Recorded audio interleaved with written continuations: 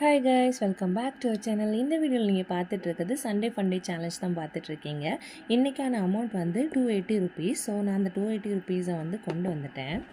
Okay, உங்கள்கிட்ட ஒருக்க காட்டிடுறேன். 1 2 20 40 60 80. So 280 rupees இருக்குது. ஓகேவா? இந்த 280 ருபீஸை இதில் கட் பண்ணிடலாம்.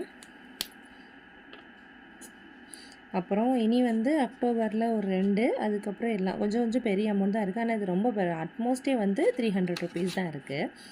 ஓகேவா? ஆக்சுவலி நான் இன்னொன்று என்ன ஆட் பண்ணியிருக்கேன்னா, மொத்த ரூபாவும் வந்து இந்த தடவை இனி வந்து பல்க் பண்ணி வைக்க வேண்டாம் அப்படின்னு பிளான் பண்ணியிருக்கேன்.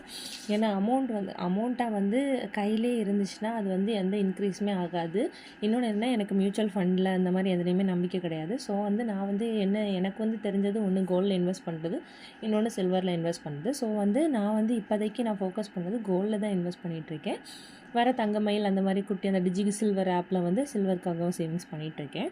ஸோ இப்போ என்ன பண்ணுறேன்னா, ஒரு 500 வந்து சேரும்போது நான் வந்து அதை எடுத்து தனியாக அதில் வச்சிடலான்னு பிளான் பண்ணியிருக்கேன். இதில் வச்சுட்டா ஏதாவது ஒன்று பர்ச்சேஸ் பண்ணணுன்னா, ஒரு காயினோ 100 கிராம் காயினோ 200 கிராம் காயினோ ஏதாவது வரும்போது நான் பர்ச்சேஸ் பண்ணி வச்சுருவேன். அதுதான் பிளான். ஓகேவா? நான் பர்ச்சேஸ் பண்ணும்போது கண்டிப்பாக காட்டுறேன். ஓகேவா? ஆல்ரெடி 200 ருபீஸ் இருக்குது.